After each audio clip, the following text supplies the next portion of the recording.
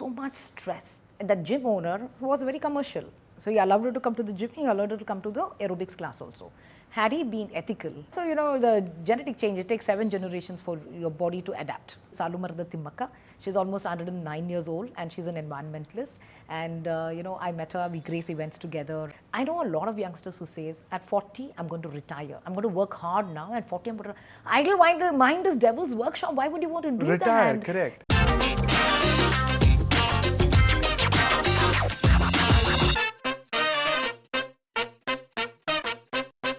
Ladies and gentlemen, welcome to the Lalith Dhanush show. I'm super excited and stoked to introduce to you my very next guest on my podcast. She's known as Bangalore's fitness queen. She's also authored a book called If You Have an Excuse, I Have an Exercise. She's spoken on multiple massive stages and she's been in the fitness industry for over 2 decades now. Currently, she's also writing columns for the Indian Express on fitness and she's been covered across global media and national media.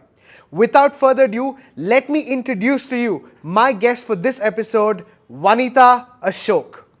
Hello Wanitha ma'am, welcome to the Lalith Dhanush show. It's an honor and pleasure to have you here because I've seen you only on screen. It's the first time I'm meeting you.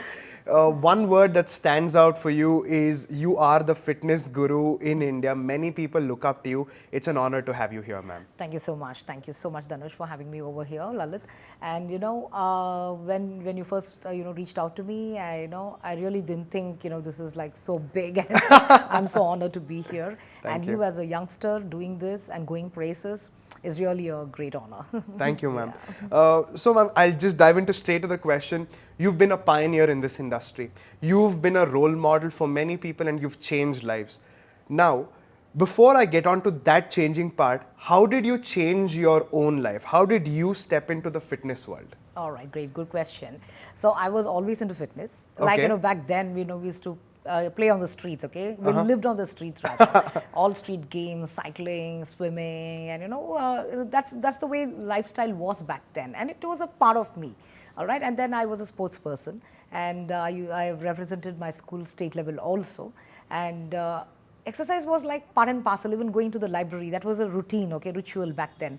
So I used to cycle, go to the library, borrow a book, come back, read it, and return it the next day. So everything was activity based, okay, so engaging and all that. And when I got married very early. And then, at that time I had seen all the elders in the house, gaining weight after babies. I said, no, I'm not going to gain weight at all. I was conscious. I used to walk. That's the only thing that we could do. Back then, we had lots of limitations. And then, we didn't have internet, nothing there. We could buy books, but then, most of them were from abroad. All right. And their lifestyle is very different from our lifestyle. 100%. How would you even just go there? So anyway, I managed to keep my weight down, but it was always at the back of my mind never to gain weight. Okay. So I continued to exercise. Then a gym popped up out of the blue, probably some 26, 27 years ago. Okay. And that's when we first heard about a treadmill. I can only imagine. Yeah, I know. So we went and tried it out and all that. Then came aerobics. All right. So somebody said, let's stop gymming, let's go for aerobics and let's work out. And I had a natural flair for aerobics because again in my childhood I've done Bharatanatyam and Western dancing and all that. So I had a natural flair. Within a week from last line, I got into the first line to the right of the instructors, the prime location. Okay. Yeah. So then I got so interested in aerobics, and for 2 years, I used to be this advanced student doing all advanced moves and things like that. So exercise has been a part and parcel of my life. Super. And it continues to be one. Super. Yeah. So that's how the journey started, and usually it starts off that way, right? Every fitness instructor or everybody who's helping other people coach them, you started with yourself, you understand the game. Now, how did you transition to becoming a coach or a teacher? What was the tipping point? That's the story I would like to share. You know, it's a catalyst movement. So if Okay. you and I are having a conversation right now, you know, we're recording this, it's because of that incident that I Nice. am here. So I use like I have two stories. Okay, for sometimes, you know, if I don't have time or if it's a place is not appropriate, then I'll say, yeah, I was always interested. I became an instructor. I took it up. So, but the real story is this. Okay, so like, you know, we all have a prime place. Like I told you, to the right of my instructor was my place. Everybody knows that's my In place. your aerobics class. Aerobics, yes. The first line and the second line is known as the mafia lines. The Okay. world over, the group classes, the first two lines are mafia, like they rule the entire yeah. roost, okay? And the instructor also doesn't work out the whole time. So, you know, these advanced students run the show and they just, you know, count and tell them what to do and things like that. So for a week, I'm also an environment activist, a recycle craft artist. So I had my own solo exhibition to promote awareness, to bring in awareness about, you know, why we should recycle, you know, reuse, use newspapers for gift wrapping and things like that. So I took a break for this exhibition. And when I came back, there was another lady standing there.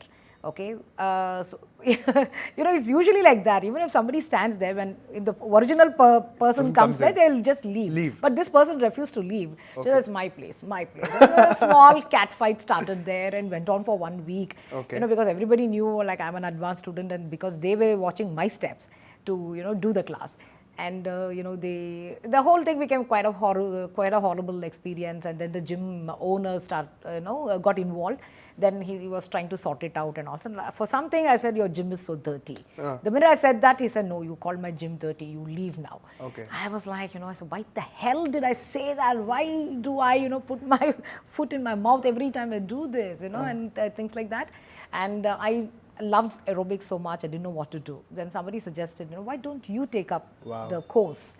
I was like, what, I'm 36 years old and at this age, you know, at that time, you know, working women and all that was not a scenario, at least in my family.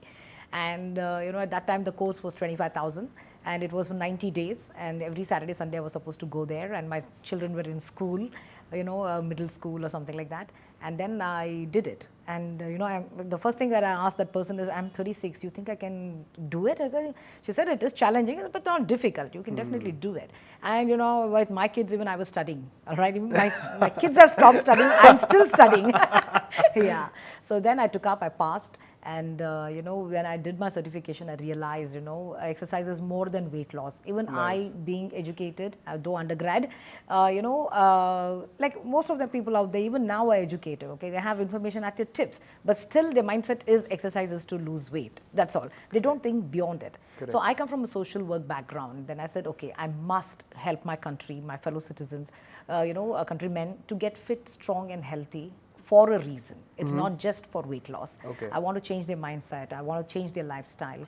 And I started a mission called Get Fit India. So this is my 19th year of that mission.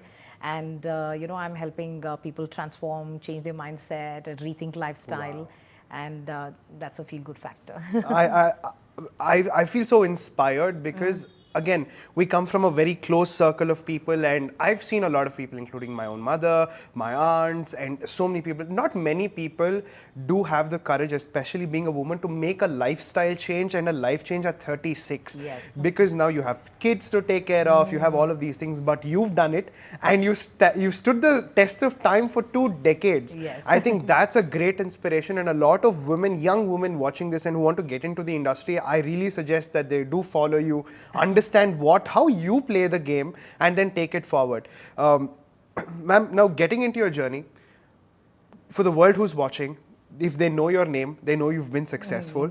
But I believe every successful person also has some speed bumps, some failures, some areas where you might actually question yourself, saying, hey, am I going in the right direction? Where somebody's challenging you. Now, what were some of these challenges? If you can give me 1 or 2 examples, what was the toughest time once you became a trainer, a challenge that you encountered, and how did you overcome it? Okay, you know, a lot of time I'm asked these questions. Where did you have any ups and downs? You know, were there fallbacks? Trust me, I had none.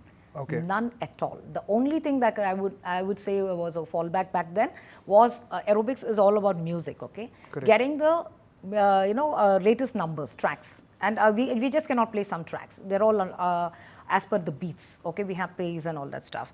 So that's the only thing that we didn't have access to.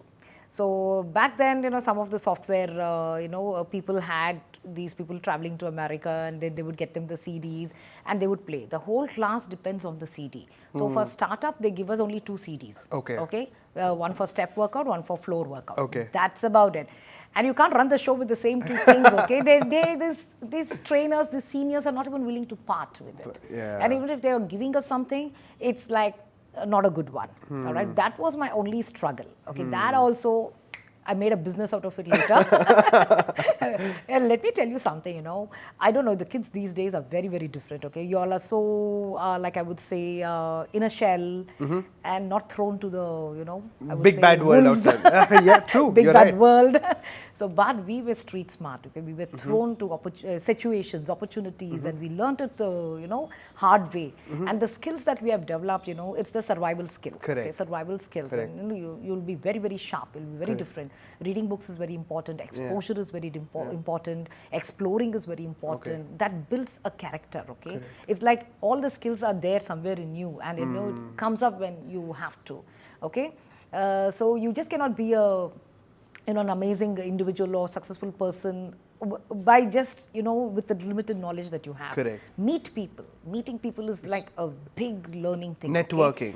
Learning. Everybody, you learn from everybody, good or bad. If you look at somebody who's doing something that you thought was not good, it's a learning. It's okay, when I should never do something like this in my life. It's a learning. Then you like somebody's, the way you talk, the way you hold yourself, the right kind of words that you use. That's a learning. Okay, so everybody is teaching you something. Correct. Every situation is teaching you something. So learn from it. So Very the true. world is the book. Okay, learn from it. Very true. So that is very important. Imbibing this knowledge is very important. So I have utilized this, and the minute I could get access to those CDs, like when you make friends, when you explore. So I used to get it from US. Okay, the CDs. Like my sister used to live there, and whenever she comes, I used to buy a big bundle. Then I made money from that also. You won't Nice. believe. Lots of money. So we all want CDs, right? We Yeah, all want correct. music CDs. So I would distribute it at a cost, and I like. If anybody wanted CDs, it was me. Nice. Even now, lots of people who have CDs is because of me. Now you won't believe how times have changed. Everything is app. If somebody wants a CD, I can't even give them because everything is from an app. I buy from the app, I play from the app. That's it. Yeah. I also think, coming back to the part where you said that today's generation is much more different, they approach things differently, and being a bridge, like me also coming from a generation like that, I also understood that now networking's become LinkedIn, like connecting to people has become LinkedIn, Facebook, Instagram. Digital. Digital. Music playing is no more CDs, but YouTube, iTunes, and all of Spotify. I also feel today's generation, back in the day, you guys used to actually work for things like, like I want a beautiful car, I want a really nice house, I want to do something big, I want to build a brand. But I feel, especially the younger generation today, they've moved on to saying, I want my freedom. Yes. My ultimate, I can stay in a rented house. I don't need to have a car. I can book an Ola, but I want freedom. Can I run my life the way I want to do? So I think core values of generations have also changed over time. Yes. So speaking of which, you also spoke about connecting to people. That is one thing I feel which is timeless. Yes. Wherever you are, even 50 years from now, my great-grandchildren or my children should connect to people and make that human bond. Can you tell me, how has that helped you grow in your brand, in your business, or in your work? Because you can never do it alone. Of course, you can go to the gym and work out and do things, but again, for the CDs, you were relying on your sister, like this. So how important is this networking, connecting with people, and that? Can we dive into growth. that? Connecting with people, networking is growth. It could be, spiritual also. It could be, 100%. mental also. It could be emotional growth also, and financial growth also. Absolutely, okay? 100%. Yeah, it's connecting to people is very important, and it should not be a digital connect. People have forgotten to look into other person's eyes and have a decent conversation. Eyes are always down, and even touch. When I do a lot of workshops for schools, colleges, and at-risk colleges, when I'm gracing events, that's the first thing I tell. The human touch is lost. It's only this touch that is happening. So please, I tell the young parents, please bring back that touch. You remind yourself about your own childhood, how it was, how your connection was with your parents. It's very different. Correct. It's very different, and don't let go of it, and let's not put an end to that and in the future generation, let's continue that. So let's say you met somebody, right, who you did not know personally before, Yeah. but that led into a success story. Maybe that person helped you get more clients, or maybe that person helped you go on a stage, maybe receive an award. Not that I can think of. Okay. Like I would say the journalist, I just, she came to cover a workshop, Okay. and then she saw my passion. Okay. She said, oh my God, you're so passionate and so well informed. I'd just done my course. I was not even like 8 months old, okay? doing that- starting. And she said, will you write a column for me? Deccan Herald. Oh, wow. That was my first print article one, okay? Yeah. And then from there, no stopping me. Like, 18 years in media, and I've been in print. I've had columns for, all leading publications in Bangalore. Indian Express is something you're doing right now. Indian Express is the latest one. And then television, all television channels, I've had long-standing shows named after me. Wow. All radios, I have had, long-standing shows named after me. And, only I saturate and I say, okay, I'm done enough. I'm fed up of this. Now let's do something or let's stop this. Yeah, that's nice. Yeah. I think the key takeaway for me here is if you do something with passion and the utmost love, you will get recognized. People will recognize Yeah, the passion. they will realize that fire and the energy that you're doing Yes, it with. yes. And they always say, right, the highest energy in the room wins. Yeah. And you win the attention of Yes, people. yes. Fantastic. Yeah. Ma'am, so I want to understand, for the last 20 years, your career graph has been escalating upwards. And I also believe not many people who might be passionate can also get that upward graph. Yes, agree. Because passion is one thing, but to continuously learn, unlearn old techniques and rechange them into something beautiful is very important. Yes. For which I believe you have to go to workshops, you have to go meet other people in the industry, you have to be willing to change your mind. Can you tell me what are some of the things you've done over the last 2 decades, maybe of certain events that you've attended? Where did you get this knowledge? How did you enrich it more and more? That's a very good question. Growth is very, very important. And like I said, learning never ends, and you Correct. cannot sit on your laurels and say, I know everything. Nobody can teach me anything more. The day you say that, you're finished. Finished, yes. Growth is like constant. In my first fitness convention that I attended, that's when it all started also. Was it 2009 in Okay. Bangkok? It was Asia Fitness Convention. From then on, I've been every year, I attend until before Corona. Like, I learn a lot, I meet, sometimes me and my trainers are attending another workshop. Okay, Nice. people who have trained me, who have been my examiner, we are attending another workshop there. Something new, because there's so much to learn, learning never ends. And, so that is one of the workshops that I attend Mandate. And the other one is Idea Fitness Convention that happens in the US every year. So past 2 years it's been online, and this year onwards it is open to offlines, but I will travel only next year. I'm so far attending only online ones. So I get to meet so many people, learn so many things, so many new kinds of exercises. And exercise, when it comes to exercise physiology, the research on that is ongoing. So every workshop that we attend, whatever we used to do, they say, okay, this is no longer useful for this current lifestyle that people are leading. We'll have to modify that, we'll have to change that, because it's a sitting generation, right? So things like that, and a lot of changes being made, and we learn a lot of things to suit the current lifestyle. Wow. So we have to upgrade ourselves, and YouTube and Google are not our gurus. We can't rely on that and run a show. Correct. There are people who are doing that, okay? There are people In who fact, are, a lot of people are yeah, doing that in the YouTube industry. Gurus, yeah. YouTube gurus and social media influencers. You're not going to learn anything from them. Ma'am, I have a question. Recently, I went and did this Ayurvedic program called Panchakarma, where they also did a Nadi test, right? And that's when it opened my eyes, saying everybody's body type is different. Yeah. What I might eat as good need not be good for somebody else. For example, one thing that my doctor told me, like I've also gone to a gym and I've not been consistent, I'll be very honest. But the gym instructor said, don't eat rice. No. Right, but when I went to my doctor, the Ayurvedic doctor, he said, "Why are you stopping eating rice? Because your line of people is rice. Yeah. You guys eat rice every single day, and if you stop that and include something new, then your system has to adapt to that. Yes. It's not that easy." And that's when I understood there's a lot of misinformation, misguidance, which people think is correct. Exactly. And the other ones are the new kinds of diets that are coming in, the keto diet and all the different terms. I'm sure you know of all of that. You're the expert in the house. So can you tell me, let's go into your expertise field now. Can you tell me what is some of the biggest problems you see in today's fitness industry? And let's talk about that. Yeah, good question. So about the rice thing, the Panchakarma person was really right, and rice is like got this bad reputation, but it's the wrong rice. Even way back then, like 30-40 years ago, not even 30-40, it's more than that. I myself am 55. So when I was young, I used to have white rice only. So if you go back to 2 generations from us, they all had rice, but it was red unpolished rice, brown Okay. rice, Rajmudi rice. None of them were polished. So it was full of fiber. Nutrition was intact, and the white rice is depleted of all those things. So you're going to eat a lot to fill your stomach. Okay, instead of white rice, go back to what your great grandparents did. That is, switch over to Rajmudi, brown rice, and those kind of things. And also, the genetic change. It takes 7 generations for your body to adapt. Oh, wow. 7 generations. 7 generations. From now. If they don't, my generation, next generation, we should not be eating rice. That's 200 years, 300 years of yes, work. Yes.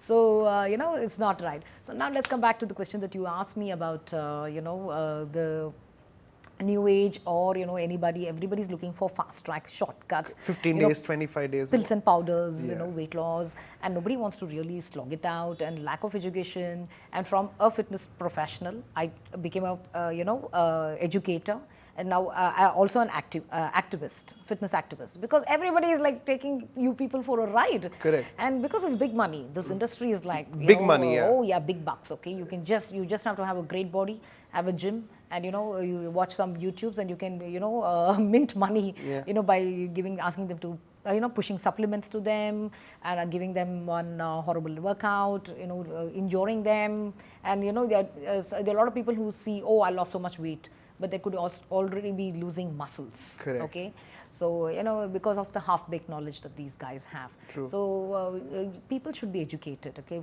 apply logic. How do you do it? Like, let's say I'm somebody watching the episode right now. I don't have like somebody like a Wanitha Ashok to guide me, right? But what would be my ideal way to take my next step forward? Sure. So also let me cover this one. The fad that is there is quick express weight loss. That's what they're looking for. Like lots of people come and ask me, I have a wedding coming up. Can you make me lose 5 kgs? I say, I'm sorry, it's not possible. And you didn't gain weight overnight. It's going to take some time. So at the most you can lose 2.5 kgs. Okay, that's it. They will never come back to me because they don't want to hear the truth. So they want only the soothsayers who says, yeah, of course I can make you lose 10 kgs. Nice sugar coating they'll put and they'll sell it. Money aa gaya. And this person will not see results. They say pay for 3 months, and they make them get stuck to them. So the other thing that is worrying me is the keto diet. It's not suitable for everybody. It should be done under guidance. And if it's worked for you, you just cannot say it worked for me, you also follow. Correct. You're different from me, like you said earlier. So it doesn't suit, and plus we need a professional to guide us. And keto is not for everybody. Why would you put so much fat in your body? There are 6 nutrients in the body. We need all the 6 nutrients in moderation, and it has to come from healthy source. Okay, that is one diet, and no carbs diet. I am off carbs. Then only protein diet. They're putting so much protein in the body, the kidneys will go for a toss. Okay, then 6 packs. And if I ask somebody, why don't you go and work out? They say, oh, I don't want 6 packs. Who said, 6 packs is like functional? It's not even functional. It's so hard to get it. Like, you don't even need it. Yeah, it doesn't define fitness. Yeah, it doesn't yeah, define fitness. In fact, all of us have that 6 packs. Yeah. It has generous layer of fat over it. Yeah, okay, once you get rid of the fat, the 6 packs is all visible. But and size 0. Luckily, size 0 is a little, fading off, because in, France, they took it away. They're not having any size 0 models. Correct, the Victoria's Secret thing that happened, yeah. So these are the common things that, is especially the younger generation, following the influencers. They're more blindly. accepting? No, blind faith. They just say, okay, this influencer has some 1 million followers, whatever they put crap, they go ahead and do it. And especially if they're Westerners, their lifestyle is totally different from ours. Their food habits are different from ours. The food that they eat is not even available here. And generally speaking, 45 kilometers within our range, okay, where we live is what we should be consuming. So that is ideal. If they want to lose weight, if people want to lose weight, then first of all, remember to have patience, consistency and commitment towards your diet. 80% of the time, eat healthy. 80% of the time, eat healthy. Then prefer to eat home-cooked food, and eat what like your great-grandparents did, and learn to eat in moderation. Whatever our great-grandparents had was like healthy, nutritious, and full of fiber, and not depleted, and whole grains. So we just have to consume a little and our stomach is full. Example, ragi or any of the millets, brown rice. They're all very filling, very nutritious. Rajmati rice has so much protein. So nature has given us enough and more. It's just that, we want that fanciness in our anything, I remember. Why posting? It's all about posting on Instagram and showing off. I did this many steps. Really, it doesn't matter. Yeah. If you really cared about your workout, you will not waste time taking pictures, documenting everything, every meal. You would focus on your work. Correct. I think that's absolutely right, because if your focus is on showing off, then you're only showing off. You're not actually working. You're not showing up. Yes. Right. So I also realized that nature has enough for every man's need, not for every man's greed. That's a good old saying that goes there. Yeah, true. So I think once we start understanding this, our whole perception to fitness changes. And one more thing, ma'am, I really want to ask. I've gone to the gym, at least I've had 4 gym memberships, and I'll raise my hand, I'll be a little shameless and say that for a year's membership, I've not crossed 6 months of my training. Because the moment I get in there, I'm also trying to, do excessive workout and all of these things. How does someone keep fitness motivation longer than a short period of 4 months or 6 months? Because I think that's the biggest problem, and that's how gyms are also becoming rich and people are making money. What is the combat for this?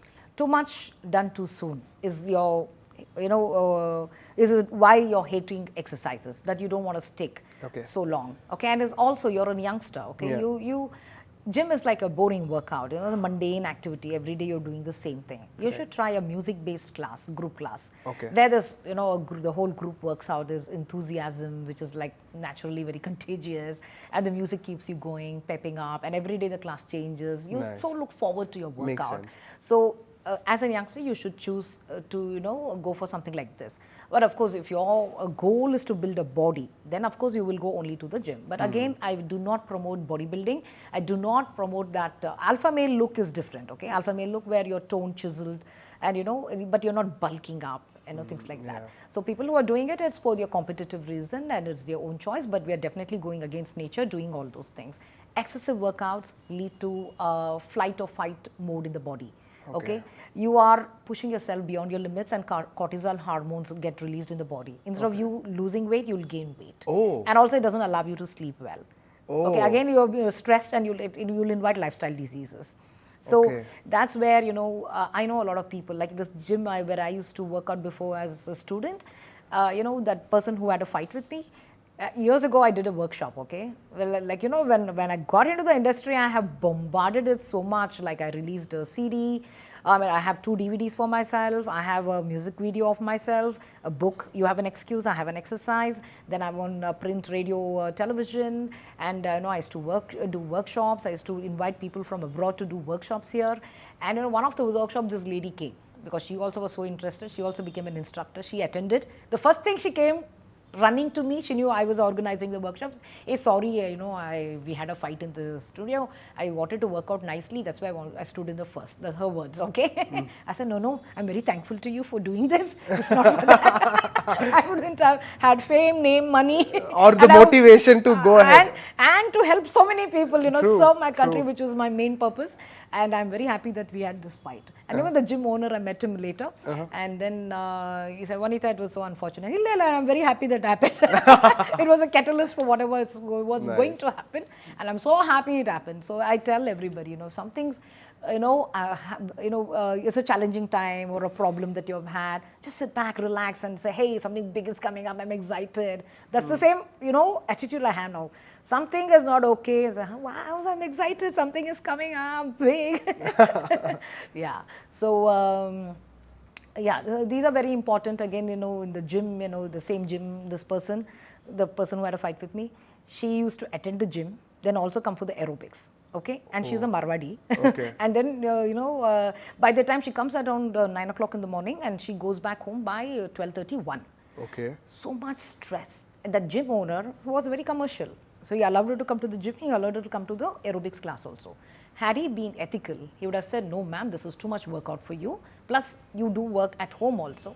You should do only one workout, one is enough. Correct. See, nobody does that. Everybody is so commercial. Promoting and promoting. So she used to pay for the gym, she used to pay for the aerobics class also. So So, ma'am, so you suggest if it's exercise, it has to be proportionate, less, don't overdo it. Yeah. So let's say if I'm starting out from the coming month, do I look out for a 1 hour rigorous workout or do I look out for a 20-minute workout? How do I go about it? How do I plan my working out?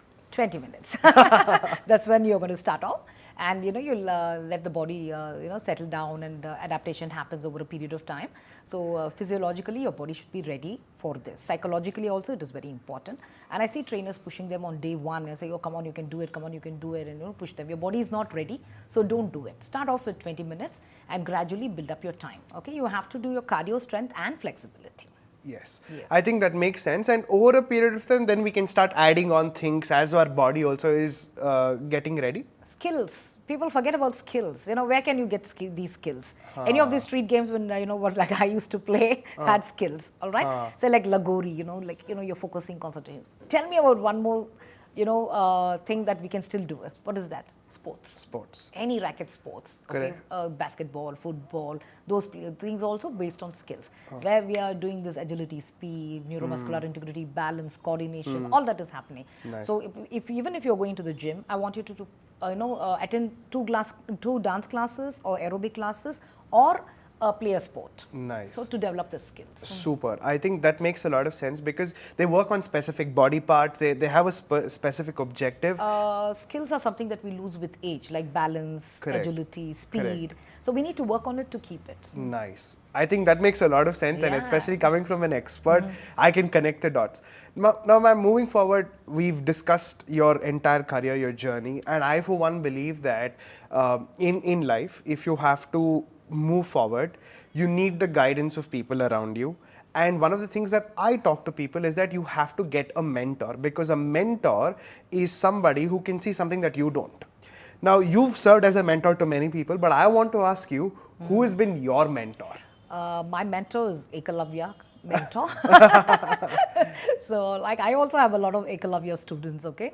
And my mentors, let me talk about them. I have 3 of them, and Abdul Kalam ji is the 4th person. I never got to meet Abdul Kalam ji, but his life is like something that we should all look up to. He continued to do what he was good at and what he loved doing, and he passed away when he was doing what he loved doing. So that's the only person I didn't meet. My other inspiration, motivation, or my Ekalavya mentor is Thao Lynch Paro. She's no more. I celebrated her 101st birthday in New York. I went all the way from here. We keep putting things away. So, from 7-8 years, I've been wanting to see her. People would have seen her quote. Okay, she is the world's oldest yoga teacher. Was. Okay. Yeah. So I loved her quotes, and there's so many things floating around on the internet. You can see it. And I kept putting it away, next year I'll go and meet her, next year I'll go and meet her, next year. Then finally one day I just made up my mind. I said, no, I am going and meeting her. So I went, I celebrated the birthday, I practiced yoga with her, and she was really frail by then, okay. I came back, that was in August, and February she passed away. Oh, wow. So never put away things, okay. True. Now, power of now, realize it. Correct. Do it now, there is no tomorrow. Correct. Yeah, if tomorrow comes, it doesn't come. Who knows?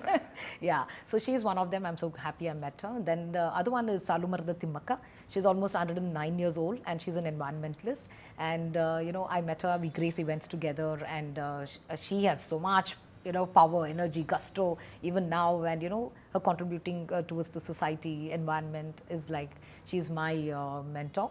And then again there's another person is Nanamal Ammaji, and she's in Coimbatore. She's almost 99 now. She's India's oldest yoga teacher. Wow. So she's still in action, and she still teaches, but right now she's a little on the wheelchair because of a fall she had. Okay. And these are the people who give me hope. I know a lot of youngsters who says, at 40, I'm going to retire. I'm going to work hard now. At 40, I'm going to... Idle mind is devil's workshop. Why would you want to do that? Retire, correct. You came here to make your trip to planet Earth a memorable one. Make memories. If you're going to sit in that one room, okay, in front of your computer, phone, endlessly, you will not learn. Step out, meet people, explore, travel, learn. And when you are like the last day of your life, this 60 movie should go, oh wow, I did that. Oh wow, I did Correct. this. Been there, done that. For me, I don't remember most of it. I did that really. Yeah, Yeah. I'm sure. So make memories, explore, and to keep the mind young, it's very important. Very Very important. very important. Learning keeps the brain young, and it's not you have a young body but an old brain. Yeah, the brain is aging. Dementia, Alzheimer is very very common these days, and for that not to happen, we need to work our brain. Only 2% of our brain is worked. So Like what do you suggest? The only reason I'm getting into this is because both my grandparents have it in terms of dementia and Alzheimer's. So I'm very curious to know, like, if that's an avoidable thing, what should you be doing to your brain? keep it busy, keep your brain busy, learn new things, okay, and cultivate new hobbies, and also solve riddles, then play sudoku, and anything that keeps that brain thinking. Okay, that is very very important. Nice. Also having brain healthy food is important, and it could be there in genes, hereditary. Yep. So you got to have a heads up, especially if you know your grandparents have it, grandparents have it, then Yeah, makes have sense. that antenna up and keep your brain busy Yeah. and have brain healthy food like walnuts, olives, and all those things. Superb. Fantastic, ma'am. Thank you so much for coming on this podcast. And before I let you go, I want to ask you this one question. You've been in the industry for 2 decades. You've made a name for yourself. You've achieved so many things that people only dream of achieving. Where do you see yourself in the next 5 years? I know this is a very corporate interview kind of a question I'm asking, Yeah. but I'm very curious and inspired to know, what do you want to do in the next 5 to 10 years of your career and your journey? Right. So I'm 55 now. I still do online classes, offline classes, corporate classes. I grace events. I do workshops, and I cook. I shop, and I do interviews like this and flag off marathons. And my students also tell me, I say, ma'am, as long as you're taking the classes, we'll be attending only aerobic classes. After that, we'll go for walking. So even if I turn 100 and if I'm around, they want me to sit on a wheelchair and instruct them. I said, excuse me, I will not need a wheelchair. Yeah. So you know what? I could get saturated, or anybody could get saturated doing the same thing for years together. 2 decades and I'm still not saturated. Why? Nice. Because I reinvent myself, Every class is very different, unique. Nice. And of course, the music that I play is different and unique. So life is beautiful, and only we can make it. Conditions apply, but only we can make it happen. That is the condition. Yeah. That is the condition. Yes.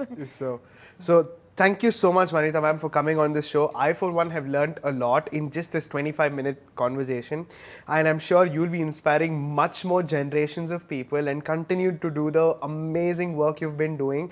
And again, thank you from the bottom of my heart for coming on to this show. Thank you so much for having me here, Lalith. I like your nice long name, Lalith Dhanush Tallam. It has so much impact on it.